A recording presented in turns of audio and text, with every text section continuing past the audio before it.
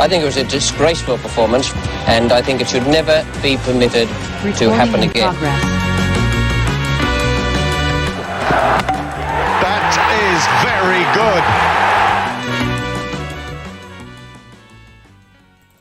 Hello everyone, and welcome to the Cricket Podcast, where we're going to be talking about three games. We've got two T20 World Cup matches.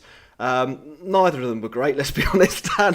In the first, Ireland overcame the Netherlands, and in the second, Sri Lanka blew away Namibia. And then we'll be talking about what I imagine about 90% of the audience here watching will be waiting for us to get to. King Legend Rahul and his merry band of fellow Indians taking on and beating England in their warm-up match. I am Jack Hope, and I am joined on this occasion by Dan Weston. How are you doing, Dan? Yeah, I am good, Jack. I have, counting now, another 29 hours to go before I'm officially released from government isolation after getting COVID. So I am buzzing, and that is why I'm looking a bit like Tom Hanks on Castaway, because I don't like shaving. So I'll get the barber to do it for me on Wednesday. Yeah, I mean, that's a nice lifestyle you've got there, actually. I've never had a barbershop shave. Haven't you? No. It's decent. I used to get like the wet shave, you know, the kind of the full thing. It's quite decent, but now I just get like all over head, beard, same grade, so like the shortest clippers. So well, that's good. I mean, that is a luxury that Tom Hanks in Castaway famously did not have. No. A barber or a house, you know. It's until he got saved at least. yeah. No, at the end of the film, it's all right. Spoiler. I don't know. Should we? It's too late, isn't it? If you say spoiler after you spoiled the thing. I think this film's about like 20 years old now. So yeah, it is, if you haven't seen it by now, then decent film. Very good. I like it. Yeah. Right. We're gonna blast through the two World Cup games first, Dan. But before we do, the messages for our listeners. We are sponsored by Woodstock Cricket. TCP 25. If you would like 25% off a Woodstock bat or some gloves or a jersey. Whatever you want, really. 25% off, TCP 25. We are on Instagram and Twitter at The Cricket Pod. And we're on Patreon, patreon.com/The Cricket Pod, where you can go and download all of the data from the history of the IPL, processed by batting position, home and away, runs scored, venue, this, that and the other, and play around with that to do your own cricket analysis. I think it's £4 a month. We had some new Patreons. On the next show I'll read out all the Patreons, or maybe I'll do it at the end of this one. We've had a flurry of new Patreons in, and we're very thankful for everyone that signs up there.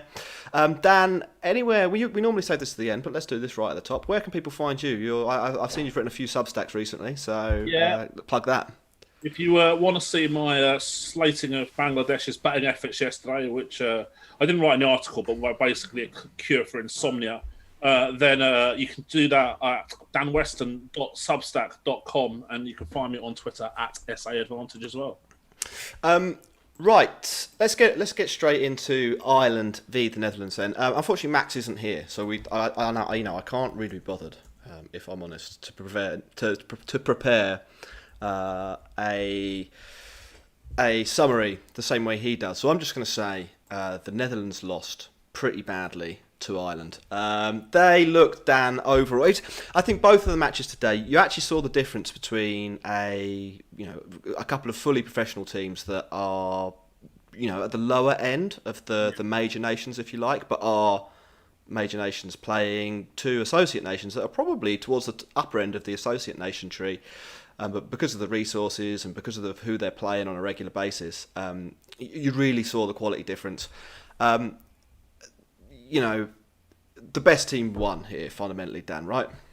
Yeah, and I think that what I've seen, I knew this kind of anyway, but like this associate stuff is interesting, because I think Ross sort of mentions in the IPL sometimes that the IPL teams are like, squads are like 15 guys plus 10 guys who just turn up on the bus. But in these associate teams, actually, some of these guys who turn up on the bus play. So there's usually there's a few good players in each team, but there are guys who, to some extent at least, making up the numbers who you wouldn't expect to make a match-winning contribution. No, exactly. And if we look through, there's a couple of moments that we should talk about. But if you look through, the main moment that we need to talk about is the hat trick that Curtis Campher picks up, and in doing so, basically guts the piece of the Netherlands order that might have done any damage. It's not just a. I mean, we're not really sure. We'll discuss the nomenclature and what it actually should be called in a minute. But let's call it 4 wickets in 4 balls, and then we'll decide on a term in a moment. Those 4 wickets in those 4 balls, getting Ackerman, ten Doeschate, Edwards, and Van der Merwe.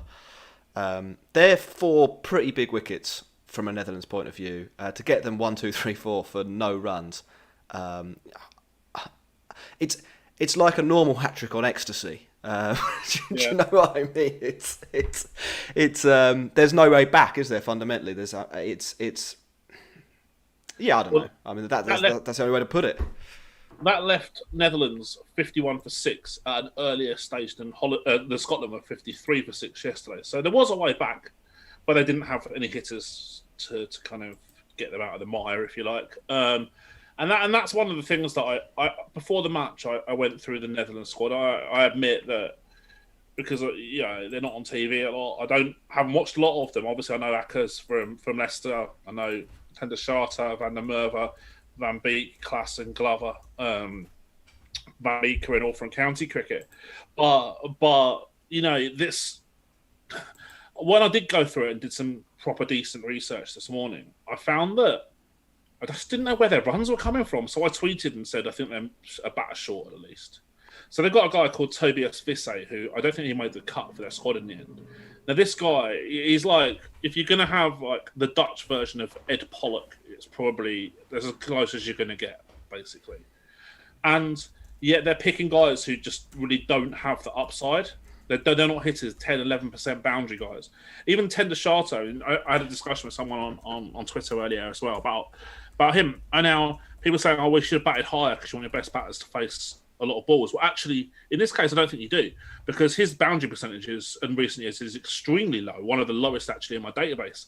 And the problem is, I know that the way that the chase manifests itself is Sterling like kind of chewing up a load of balls when he could, basically. A 135, 140 total against Ireland, who have more intent than the Netherlands can possess, is not usually going to be enough. So they had to really go for boom or bust, and they kind of just busted, but didn't really give them themselves a chance to boom either. Yeah, I mean, I think we might as well discuss this point now, but I think that's been the case for a few of these teams. They're so worried about losing before the game's really begun by being 3 or 4 down at the end of the power play, that they fail to take advantage of the bit of the game where they actually could get ahead of ahead of the run rate and put some pressure on the opposition, and then they leave them in a situation where they're a worse team and they're giving themselves 10 overs to basically score 90 runs when the field's back and the other team's sort of set for you to do exactly that. With guys who might hit at like 10, 12% boundaries. And you just get picked off by a better team. You might get one away, but eventually you'll be bowled or you'll sky a catch. And we saw quite a lot, or you'll run yourself out suicidally. And we saw sort of all of those things across this game and the later match. Only things. On the island point, I want to address this hat-trick thing. I want to address what it's called. 4 wickets in 4 balls, Dan. Is that a double hat-trick, or is it 4 wickets? Well, what is it? I don't actually know. And whatever you say, someone's going to criticise you for it. So I'm going to invent a new name right here. Okay? So, Jack, you're probably a little bit younger than me, so you may not be aware of this. But when I was growing up, there was a drink called Quattro. It was very nice. It was a kind of a bit like Rubicon, I suppose, a kind of a fruit-based fizzy can. Yeah. And it was one of my favourite drinks, and the can had a wicked design. I liked it, and then it got discontinued. So now I'm in honour of this drink. I'm going to call Curtis Campher's effort today a Quattro. Yeah, all right. I'm fully on board with that. The Quattro. Well bowled, Campher. I can't believe the umpire didn't give out the third one. Hat-trick ball. In-swinger, plumb in front, and the umpire's gone, no. World Cup hat-trick denied. If I was... give the umpire's call for the hat-trick. No, I know. I thought it was incredibly harsh. Really well bowled though, Camphor. Obviously that's the match-winning moment. From there's no way back for the Netherlands. And in Ireland, when they're batting, they get the runs. It's not super exciting. Sterling just sort of makes sure that somebody bats through 30 or 39. We know he's a lot more capable than that. That's not an example of a player who's overwhelmed by the occasion. He was playing like that on purpose. And then Gareth Delaney, it was good to see him back in business for Ireland. Quite an entertaining player when I've seen him in the past. 44 from 29. He actually did light it up at the other end. 5 fours and a couple of sixes. Good win for Ireland. And I think, they will probably qualify quite easily from this group now, with Namibia still to play and a good net run rate. They might even win it, because I think them v Sri Lanka will be probably a pretty good game. Yeah, I agree with that. Yeah, I if Sterling, Delaney, and a couple of the bowlers, Little, Adair, etc., fire all at the same time in a match, or 2 or 3 of them fire at the same time, Sri Lanka are going to have a tough game against them. So it's certainly far from a given that Sri Lanka are going to beat them.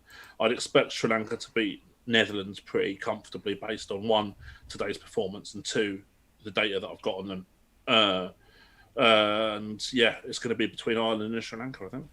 Yeah. Later on in the day, we saw Namibia take on Sri Lanka, and it was basically the same match, to be honest. Namibia bat first. They're bowled out for about 100.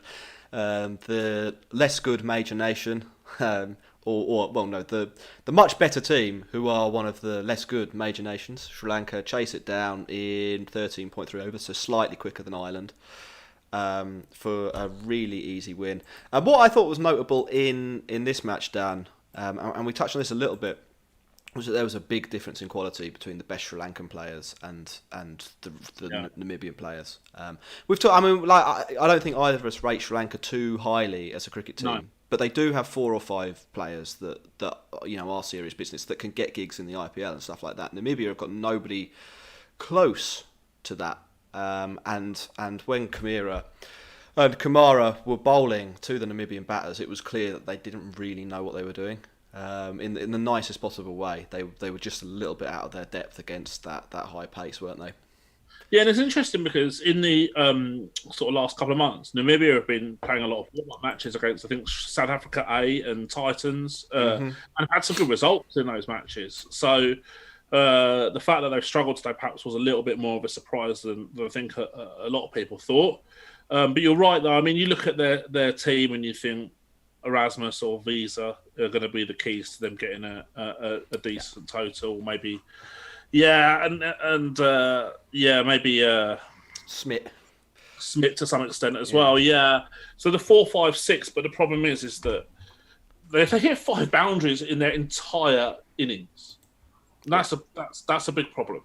And you're not going to win matches doing that. And you make the point about Sri Lanka, and you're right. They've got 2 guys with IPL who are picked up in IPL, albeit as a replacement gig, Hasaranga and Kamara. Hasaranga definitely is a very high quality operator. Vishka Fernando and Rajapaksa have got talent. The guys who've got the runs for them today, we sort of spoke about them off air as well. But you look at their setup and you think they're going to get badly exposed when they play against better teams still. But this is you look at their top 3 and you think there's no fear factor there. Chandimal coming in at 3, that chewing up a load of balls on the power play, is not a recipe for success when you're playing against teams who can score 180 plus against you. They were talking about this on comms. I hadn't checked it, but I think he's played 60 matches, 60 T20s for Sri Lanka. It's actually 59. Well, I mean, it's 60 now actually, because they might not have played it today. Yeah. And he's got a top score of 66, an average of 20, and a strike rate of 104. Yeah, he makes Pujara look prolific, right? That's so astonishingly bad. And it's not like he's got Ollie Pope syndrome from the England Test team point of view, where his record at domestic cricket is so good that you're like, surely this will work out. His record in domestic cricket, he averages 30 at 118, playing in like the 8,000 team Sri Lankan domestics setup. He's played 150 ODIs with a strike rate of 74. Yeah. It's just not good enough. That's not good enough, and they'll run into trouble, as we saw that they did against They'd a be good better team. off dropping him and picking a 19-year-old who's got intent. Yeah. Anyway, it was enough. It was enough for Namibia. I think we'll probably revise, or I think if Ross were here, I think he'd revise his prediction that Sri Lanka were going to get eliminated in the group stage. It is interesting because we don't see really probably enough cricket between the A team sides of the major nations and the A team sides of Namibia. And by that I don't mean like A team cricket. What I mean is when a team like Sri Lanka or England play a smaller nation outside of the World Cup setting, it won't be the A team that they're playing. It'll be 3 or 4 of the actual players, and then probably some prospects or some placeholders or the rotation options. When you see every couple of years or every 4 years, when you actually see the proper sides line up against each other, it can be a little bit shocking. I thought it was a little bit today. The golfing quality there. Having said that, we think Sri Lanka are going to go through it. Namibia aren't completely out of the tournament. The net run rate situation isn't great, but with a little bit of luck, you never know, they could turn it round. They've got the Netherlands and Ireland to come. They were the 2 games that they might have won in the first place, and they didn't get Papua New Guinea'd, put it that way. It was a bit closer, and they bowled okay for the first 6 or 7 overs. They put a bit of pressure on Sri Lanka, and at one point Sri Lanka were 25 for 3 or whatever. It looked like it might be. It could have been game on. I think we were saying just before we came on that if a team like Namibia could find a way to put 130 or 140 on the board against a team like Sri Lanka, they might have a chance. And I think you're probably right. It's just that the gulf was so big that I don't think that was realistic on this particular occasion. That's fair. Yeah, definitely. And Sri Lanka being 3 down in the power play ruined what the commentator's standard line of you're pretty much guaranteed to lose if you go 3 down in the power play. Yes. Right. Shall we get on to the warm-up match? And I suspect the reason that quite a few people are tuning in. England v India. Sound good? Sounds good. Actually, no, before we do, if you are watching on our live stream, or if you're just watching later, or if you're listening on Spotify or iTunes, make sure you're hitting that subscribe button. It's red. If you hit the bell as well, then you get a notification whenever we go live or whenever we release a video or whenever we release a podcast. So do all of those things. If you're on YouTube, make sure you hit like and leave a comment. Put something in the chat. Tell us, of the 4 teams we saw today, just give us the initials of the 2 teams you think that will qualify. I think we know probably who you're going to guess, but does anyone think there'll be a surprise? Can Netherlands turn it on against Sri Lanka maybe? We want to know all of that. And we're on Patreon, patreon.com/thecricketpod. And as I said at the beginning of the show, you can get all of the data from the history of the IPL processed and sortable over there for just £4 a month, or a bit more if you want to get a hat. And the hats are good. I should have a hat handy, actually. You going to get T-shirts at some stage? Ross is working on that, but when Ross works on something, it can be a slow process. It takes a while. It takes a while. He's brewing it up. He is thinking about getting some T-shirts sorted, though. So, yeah. Right, India v England. Let's cut to the chase, Dan.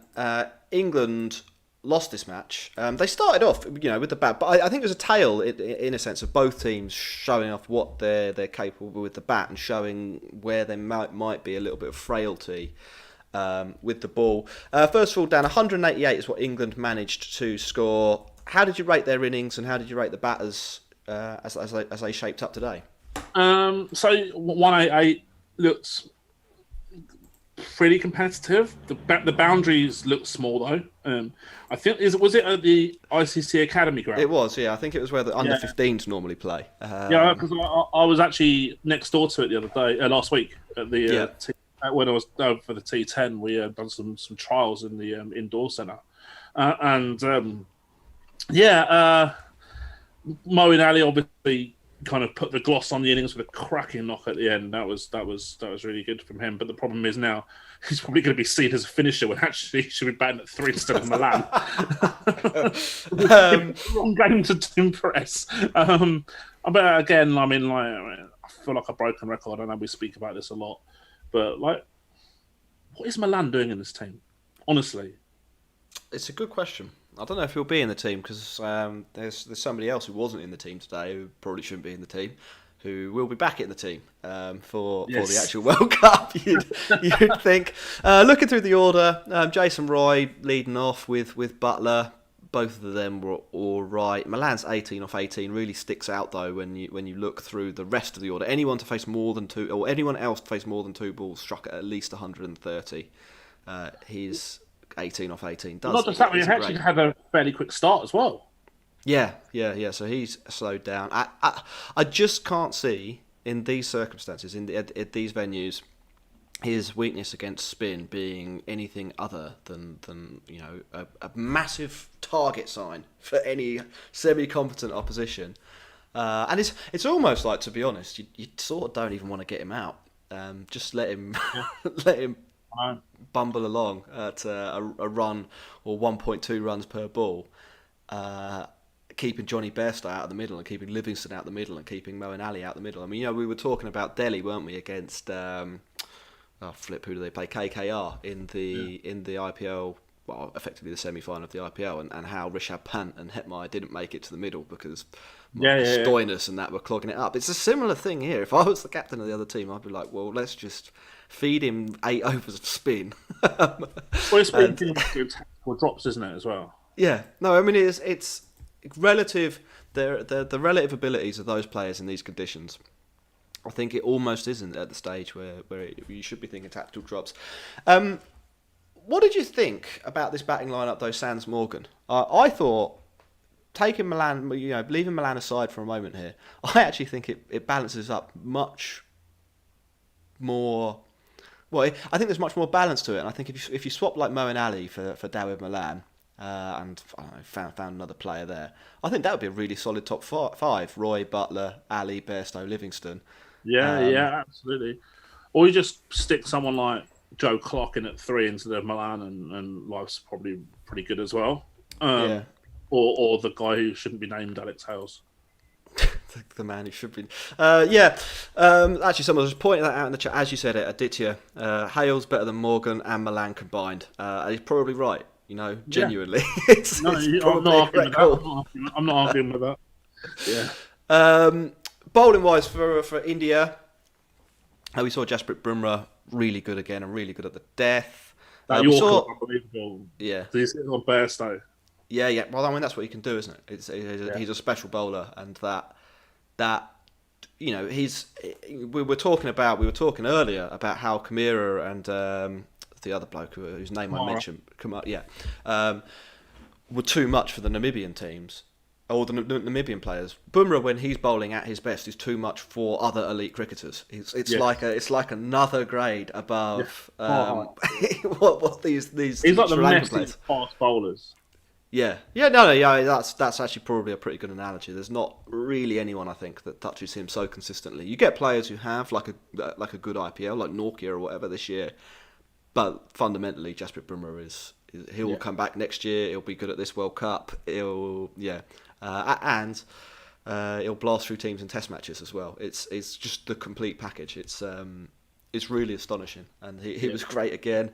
I thought, Dan, that it was interesting that they went with Ashwin, and Ashwin was quite good today. He might not have played because he was in the IPL final a few days ago. But if I were the Indian management, I would have Chakravarti in instead of Ashwin. As that finger spinner or the mystery spinner option. They might have done that because of the left-handers. If England played Morgan, for example, as well as another left-hander, they might have wanted to go down that road. Do you? I mean, is there an argument then? Do you reckon for Ashwin to play in certain situations over Chakravarti or not? Okay, so this is how do I summarise this in 30 seconds? It'll take longer if you want. No, I don't actually, because I think Chakravarti is a much better spinner at this point in time, and a much better matchup option generally. And this is where India, and I've made this point, I think, on this pod and in articles and on Twitter and stuff, India really lack an offie who bats in the top six, like an occasional option. Or a matchup option, like a Glenn Maxwell or a Moeen Ali or players like that. Guys that you can get, if you're against a left-hander heavy team, you can bomb them with that kind of occasional or matchup spin, if you like. And in other matches, they probably won't bowl. If you're playing against a team of right-handers, you won't bowl them. But India don't have that. So if they're against a team with a load of left-handers in it, then you're going to need to play Ashwin, but then you have to leave Chakravarti out. So they lack that kind of player, and I don't see any advance or Hardik Pandya bowling. Again, he didn't bowl today. And that's where I think that India lack that balance in their squad. And they've got a very good team. Like, I'm not quibbling about the quality of their team at all.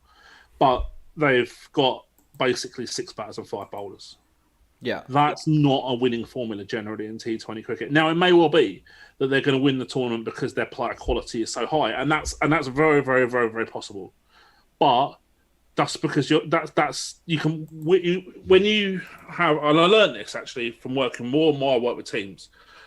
The better the quality player you have, the more you can get away with strategic errors. Yeah, and that's why India might win this tournament, despite the fact that they've got gaps in their player pool and they make strategic errors. But like I say, they could win it, and it's the same with England as well. Yeah. Absolutely. I mean, I think we sort of saw that at quite a few points in this game. You saw wild swings one way or the other based on like a player doing something quite extraordinary. It wasn't like amazing tactics or anything like that. Really, it was sort of just like, oh well, you know, Ishan Kishan's finally got his eye in, and now he'll blast a few sixes, and India will be back in front. Or it's. I really enjoyed that. Actually. I really enjoyed this match because I've sat through what feels like matches, hours and days of nerdling, and it's oh my god! If I didn't have COVID, I thought because I had COVID, I've been sleeping about 12 hours a day. But I reckon half of that's probably attributed to actually sitting through nerdling matches and being bored out of my brain. This was so nice to watch. Two teams who actually showed intent, apart from Malan and Kohli. Yeah. No, it was. You're right. It was really good. Just as a sort of slightly tangential question. There's some people who float the idea that T20 squad, like instead of having 11 players in T20 in a T20 match, you should effectively have a full squad of 15 and play your best bowlers and play your best batters. Where do you stand on that? Do you think that eliminates some of the strategy and the tactics and the intrigue around team selection, or would you just like to see the best 8 hitters from each nation play off against the best 5 bowlers from each nation, say, with a specialist wicket keeper thrown in? Some nations it's going to be the least worst 8 hitters, but but I know what you mean. Well, that's an interesting one. I've never really given it much thought before. Now, obviously, we know at this current point in time, there's T20 cricket has become more strategic than I think anyone would have imagined 10 years ago. But I'm sure that if you adopted that new strategy, the new rules, if you like, 15 players or whatever, then people would then work out some more strategies. So it's permanently, I think, a game of cat and mouse, where you're always trying to stay one step ahead of your opposition. So there'll be as soon as you introduce a new rule, we saw it in the 100 with the double over, we saw it in the BBL with all the bash boosts and subs and power surge or whatever. It'll take some adjusting to teams to adjust. Some teams will work it out quicker than others, and it's 2 people will adapt, some people will adapt, some people will fail, and that's eventually what will happen with anything that you implement a new rule in T20. Yeah, all right, that's a pretty good answer. I think it would be interesting if I ran the CPL, for example. I would be like, well, we're just gonna tweak the game a little bit to differentiate ourselves and. But they call it the biggest party in sport, don't they? So maybe you could do it on kind of a theme, that kind of theme. Yeah. 11 people is just not enough for a party. You need at least 15. Maybe, Right. maybe like you have to, if every time you hit a six, the bowler has to down a shot or something. Right. Let's flick over in terms of the innings and talk about how India went about chasing this 188, because it was pretty explosive from a man who we antagonistically call the ball eater. KL Rahul, after the final match of the IPL, he's reinvented himself as the player basically we all thought that he could be, but he steadfastly refused to be. 51 off 24, 6-4, 3 sixes before Mark Wood finally gets him out. Strike rate of 212.5. That's a 10 out of 10 innings, basically, isn't it? In the circumstance, you get your team way ahead of the run rate. You dominate the power play. It doesn't matter that Ishan Kishan at the other end's like batting with a pool noodle. He took He took Chris Wokes to Pound Town. It was beautiful from KL Rahul, and he does it in such an elegant way, doesn't he? It's when he plays like that, or when he plays with that aggression, it's hard to argue that there's another better opener in world cricket, right? So good. I think this is why we talk about him so much on this podcast. Where Ross he lives rent, whether Ross admits it or not, he lives rent free in Ross's head. and I mean, Ross calls him the ball eater non-stop, and I think that this is the whole point that Ross is actually trying to make, is that when he does that in the IPL, when he ball eats, and then he has got this in his locker that he can do this, it's like doubly as frustrating. Like, if a guy ball eats because they're just not very good, then like that's not remotely as frustrating as a guy who's actually amazing who ball eats. Yeah, and when you see him play like this, and we've seen it so many times before in the IPL, before he was, I think, before that last couple of years, really, he can do this, and he does do it. I just want to see it all the time. I want to see this version of KL Rahul for a season. I would love it in the IPL. If he did this for a whole season in the IPL that had showed this 17, obviously not going to succeed every single time, but if he did this for a year, he'd probably be my favourite player. I think this is why he's got such a following, because, what was it, 2018? He basically did do this for a year. He scored 659 runs, average of 54, strike rate of 158. Like, he didn't ball eat. He was just, I'm gonna be the Punisher. Yeah. But it's the fact that it doesn't. Yeah, as you say, it's the fact that it doesn't happen, and we're all aware that he can do this, and he's choosing. He's actually choosing to bat in a suboptimal way, for reasons which don't make sense. That make him, such a talking point on this show so regularly. I mean, I think we look back on one of the podcasts at the number of games where he'd effectively played an innings that meant that his team were more likely, and he did it 5 times over 14 matches. He could single-handedly win Kings 11 or Punjab Kings, the artist formerly known as Kings 11. He could single-handedly win them 5 matches a season. He nearly single-handedly won India this match. I mean, he'd done so much damage by the time he was out that on that pitch with those boundaries, it was going to be very difficult for them to lose. I mean, they almost did, and we'll get to some of the reasons for that, and then we'll get to some of the reasons that England blew up. But it was, it's painful to see somebody who's playing at such a high level and in such an optimal way not play like that, and then come off the pitch and say strike rate's overrated, or that I have to bat like that because players down the order can't play. And it's like, well, they can't bloody... Because they always come in and need 50 off 20 balls. It's because of you. It's like Lionel Messi choosing to play in defensive midfield and playing 5-yard passes to each other because they want to have the highest possession count. Yeah, it is a bit like that. It is. And I'm sorry. I know somebody on Twitter was trying to say today that KL Rahul has always come out and said that he only plays that way because the management have told him that he has to play that well in the IPA. Yeah, that way in the IPL. I just can't accept that as an excuse. I just don't think that is correct. He's the captain of that team. He is management. Like, that's your job. You're in a leadership position. You are the leader of the players. Go Go out there and be this KL Rahul. And you might get five sub-10 scores in a season, and your team might lose all 5 of those matches. But in all of the other games, you give yourself a really good chance of winning just because of how good you are. It was brilliant today. More of that. Yeah, it's just sad. It's sad that he doesn't do this on a regular basis in the IPL.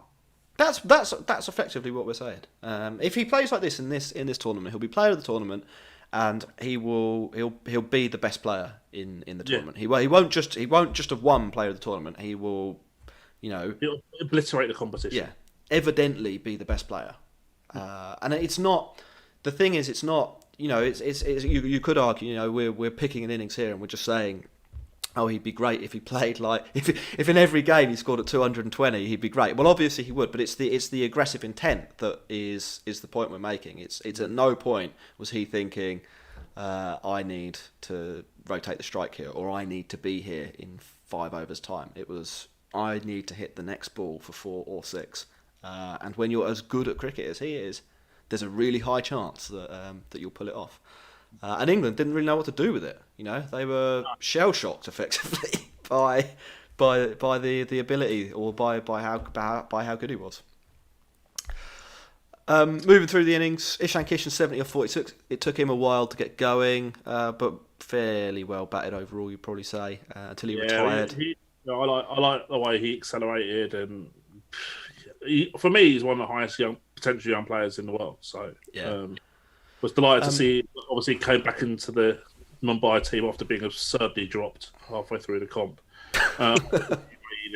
Because there's someone there probably thought that Sam Tuar is better than him, which is just ridiculous. But yeah, now he's come back into form, and it's good to see. Rishabh Pant 29 off 14. He was pretty good as well.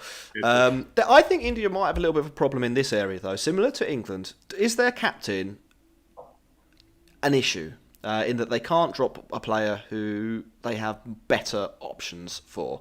Because somehow they've got to fit KL Rahul, Ishan Kishan, Rishabh Pant, Surya Kumar Yadav, Kohli, Rohit Sharma into some sort of cohesive top 5. You'd think Hardik is almost certainly going to bat 6.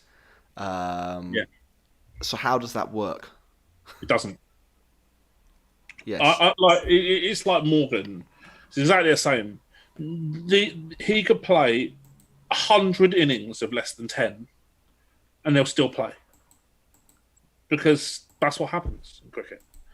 And let's look at Virat.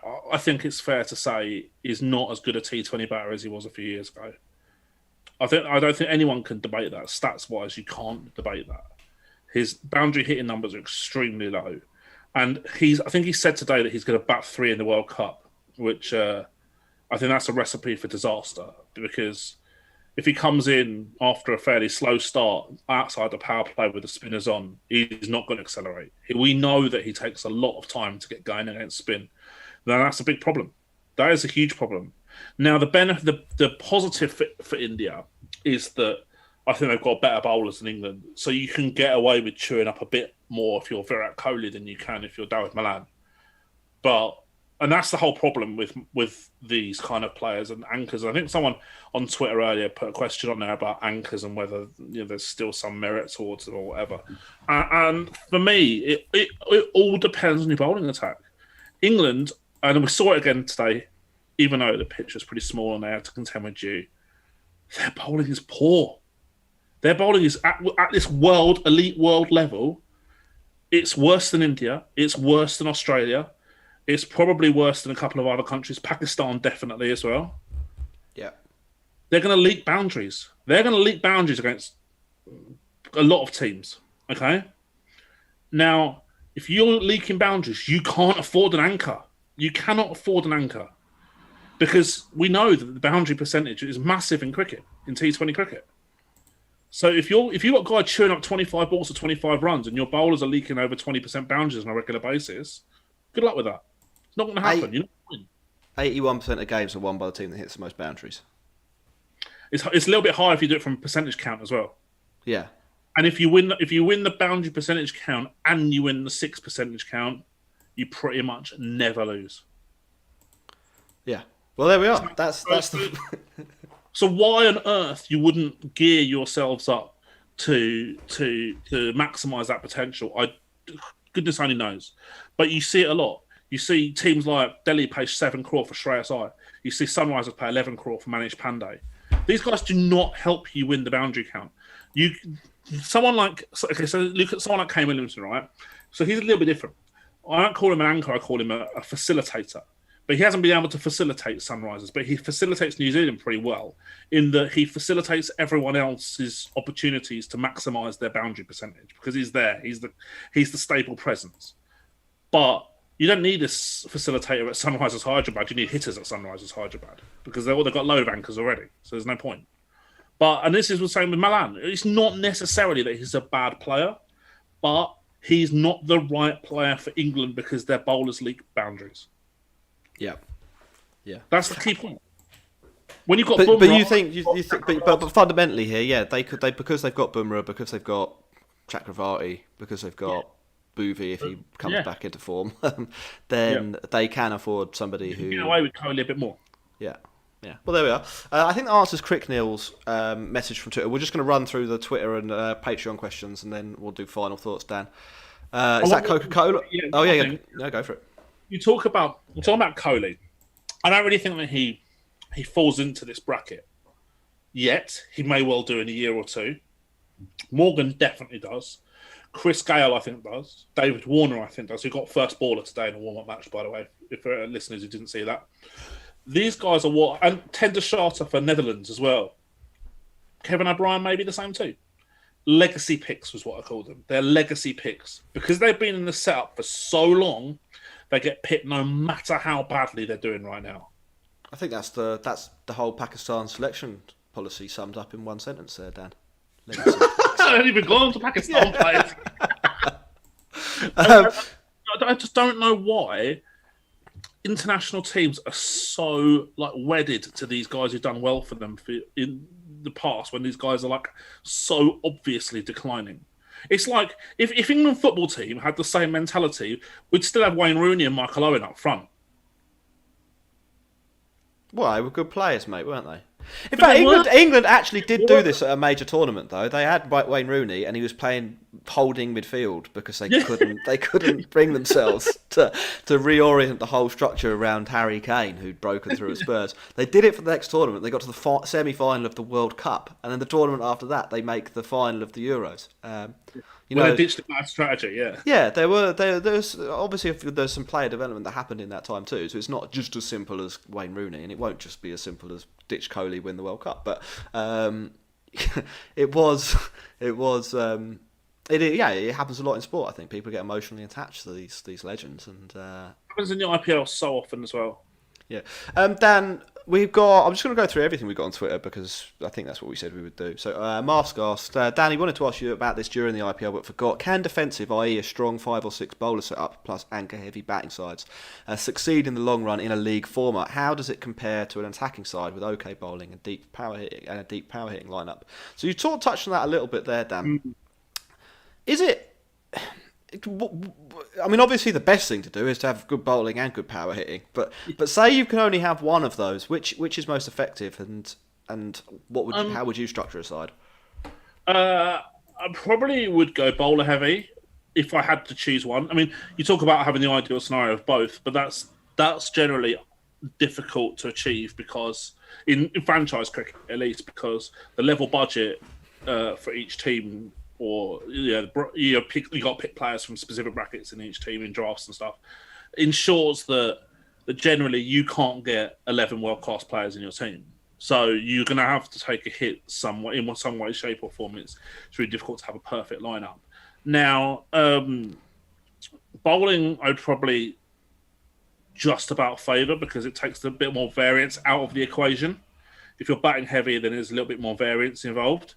But essentially, like we say so many times in this pod, you've got to win. You've got to score more punches than the other team, and whether that's you're doing that through prevention because you're a really good boundary preventing team, or you're doing it through hitting because you're a team full of intent merchants. Either is fine.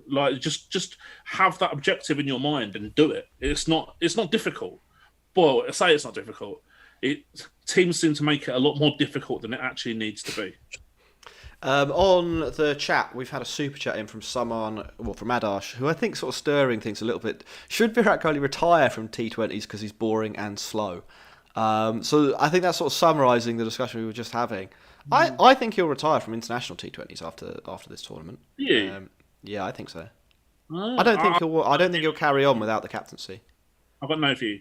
But I think he'll carry on for RCB. Yeah, well, yeah. I mean, I don't think he. We've spoke so many times about Kohli. I mean, 17 crore for that output is not good value for money, no matter which way you dress it out. Yeah, no, absolutely. Alex Botting on Twitter says, does it make sense to bat Bairstow at 4 and Moeen at 6, given they're such good batsmen in such good form? How would you structure England's top 6, Dan? So I actually we're going down roads that we probably don't need to go down, but I would actually leave out Roy and pick Alex Hales because Roy's not a 6-hitter and has perhaps some match up options for opposition as well. Bairstow, a lot of people will want to open with him, but he's such a good player of spin. I think like a 3-4 of Mo and Bairstow is really going to have the best spin hitting middle order in the tournament, basically. Now, especially obviously one's left-handed, one's right-handed as well, so you can mess them around in terms of 3-4, whichever one you want to do to try and preserve like left-right combos or create left-right combos. Doesn't really matter who bats 3, who bats 4. But I think Moeen at 6 is an absolute waste because he's so much better than that when he's such a great player of spin. There's having him as a finisher is. I mean, yeah, he's good, but why would you have, like, arguably the best spin hitter in the world in terms of strike rate batting at number 6? It just doesn't make any sense. And this is the whole Milan thing where people are like, oh, well, he's the world number 1. Well, these rankings, I mean, I don't think they're worth... Personally, my personal view is I don't think they're worth the paper they're written on. Because, I mean, I can see by the players who are in the rankings that I can see obvious flaws in them to start with. I certainly think that the opposition quality is not taken into account, and also, why on earth are they only including internationals? Why don't you include domestic games as well? Because I'm telling you now, Dawid Malan would not be world number 1 if they took into account domestic matches. Yeah, and he wouldn't even be in the top 20. Okay, no. So, but everyone talks about this. This narrative is bizarre. You could, ask 100 players if they thought he was the world number 1 player. I don't think anyone would say yes. I don't think he'd say yes. Well, maybe he would. Maybe his mum would. I don't think he would. But the point is that because he's world number 1, it's just so hard for people to want to drop him because they know that if you drop him and you lose, you're going to get criticised. Yeah. So it's almost like a hindrance for England that he's ranked world number 1. Yeah. I mean, that Nishanth has just sent us a super chat asking basically that how is he number 1? Well, he's number 1 according to a flawed ranking system that has Tim Southey as the best seam bowler in T20. And had a load of associate players in the top 10 for all rounders. Yeah, it's just an imperfect system of ranking. Yeah. Basically. On Patreon, Dr. Singha has asked, can the Netherlands or Scotland slay some giants? Will the Netherlands embarrass England again? Which minnow team is your second favourite team? So that's a bunch of questions there. I think the Netherlands aren't going to make it through the group stage, so England are safe on that front. Scotland I really like, though, to be honest. You know, they got themselves into a situation against Bangladesh, and then instead of doing what, you know, the non-embarrassing thing would have been, which was to bat out as much of the 20 overs as possible, get 100 on the board, protect your net run rate a little bit. They didn't at all. They were like reverse hitting people for 6. It was fantastic to see. And then I think they've actually got some decent options with the ball. Is it Mark Watt, the spinners? Yeah, very good player. Very handy spinner. And then Brad Wheel and the other pacers, and we saw Brad Wheel in the 100 playing well, but they were good again against Bangladesh. I think of the associate nations here, Scotland look by far.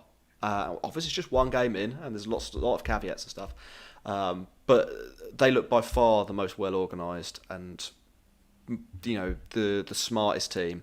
And it looks like they've got more of those pieces that you need to have an effective T20 side than the other teams we've seen in the tournament. They've got sort of 3 or 4 bowlers that can do different things that are all good instead of just 2 guys. I think their batting's still a bit weak, and I think that will probably get exposed at some point in this tournament. But they're not playing the game incorrectly. Does that make sense to you, Dan? Yeah, I completely agree with you. So you look at their team and you think, okay, so if you're an associate team and you've got you're going to need your best players to play well, but the best players have got to have the upside to play well.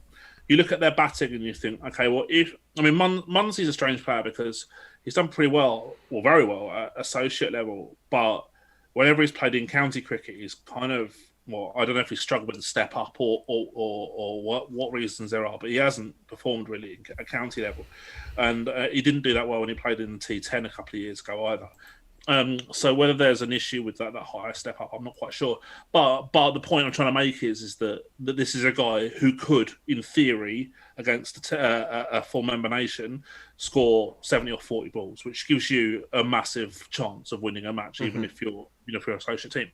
Now, you want those players in your squad because if you're playing against a team who's better than you, you need to create the most high variance outcome that you can possibly wish to have. So if you're say, for example, if you're an associate team at home against Australia, what I would do is I would have the boundaries in as short as you could possibly make it, because you want it to be as high variance as possible.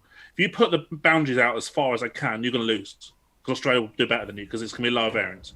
Yeah. But you just want to make it as volatile as possible. And Munsey is the type of player who can do that. Now, also, you mentioned the bowlers, Brad Wheel, Mark Watt, Safian Sharif, and Josh Davey, who all have a reasonable level of county experience in England as well.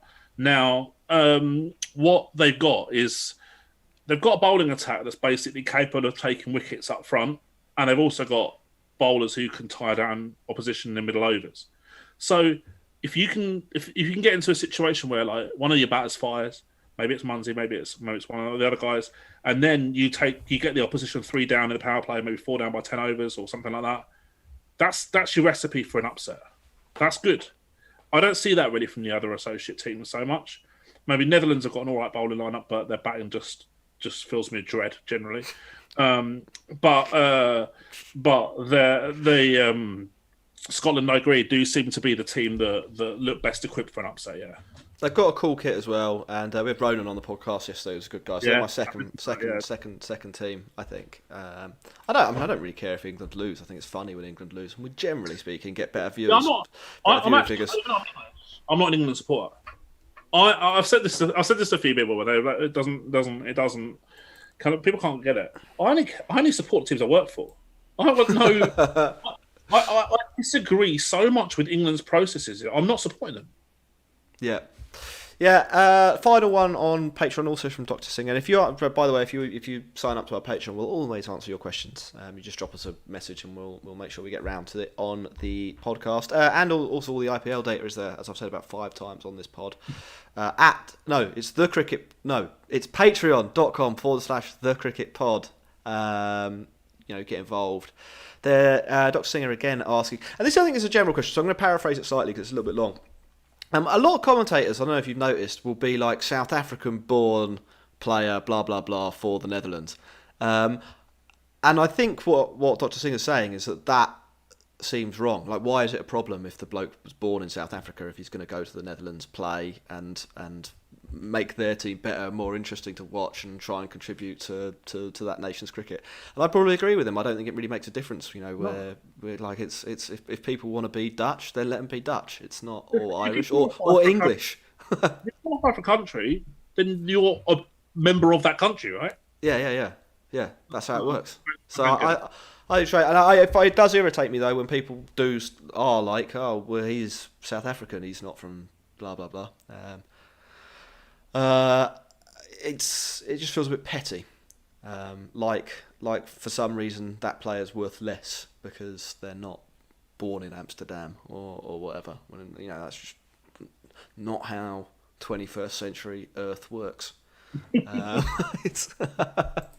And we'll wrap up with the final super chat from Twitter from Adash, who says, honestly, tell me your final opinion on this important question.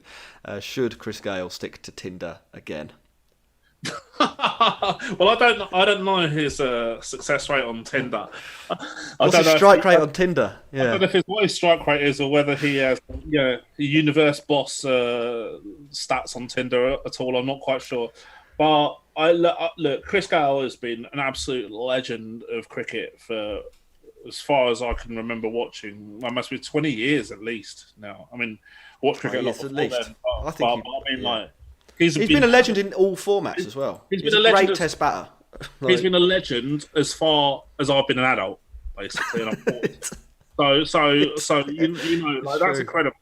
That's incredible. But as I said, every player, there's no shame in it. Every player is going to get worse at some stage or another, and the data this year would suggest that might be happening to Chris right now, and he's had an unbelievable career.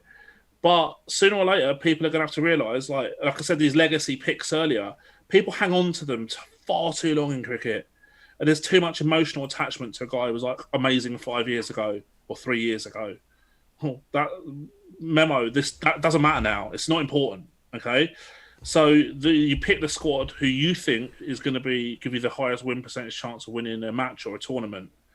And if a legacy player is in that best 11 or best 15 or whatever, then you pick them. If they're not, you get rid of them. Personally, sadly to say, I think he's in decline a little bit. But still, he's capable of a high strike rate innings and some big hits. And even if you're in decline, you can still go and hit 80 or 40 balls every so often. It just won't be as often as he used to do it. Yeah. Well, there we are. Let's wrap up there, Dan. 56 minutes. That's quite a lot number of minutes. Thank you very much for joining us. Hope to see you on again during this tournament. We will be back. I think Max and Ross are going to do a podcast tomorrow, but I'm not 100% sure about that because it's like herding cats with those two. We've got, behind the fourth wall, we've got a spreadsheet with all the dates the games are on, and we set ourselves a task of filling in when we could and couldn't do. Max has done tomorrow. That's as far as he's got to. He knows he's not available today, and he's available tomorrow. Ross hasn't done any, and that's what we know. Akash has just sent the super chat. Which kit do you rate the best? Papua New Guinea. It's obvious. Yeah, you've got to be outrageous, haven't you? You've got to leave a mark. If you're Papua New Guinea, you've got to leave a mark on the tournament somehow, and it's not going to be winning, is it? Like it's. Yeah, I'm partial to a couple of other kits actually. Okay, let's hear them really quickly. Scotland, I like Scotland. Scotland's good. Yep, I also like Sri Lanka, and if that sun was smiling, I reckon that could be up there. And I actually really like. It's a lion. It's not the sun. Hold on. Whatever it is, it's lion. Sun. If it was smiling, then yeah, I like it. And I like India. I like India's kit. Yeah. I'm partial to kind of a dark blue anyway, and I like it. I'm not a massive fan of England, so. No, England have traditionally had quite bad kits, I think, in cricket. Final thing. There's 371 people watching now. Hit subscribe, hit like. Go over to patreon.com/thecricketpod. Give us all your money. And go to Twitter @thecricketpod to, basically send us abuse about KL Rahul. That seems to be the order of the day. Thank you very much, everyone, for joining in. Thanks, Dan, for joining us once again. We'll be back later. Mate, that was good. Yeah, I enjoyed that.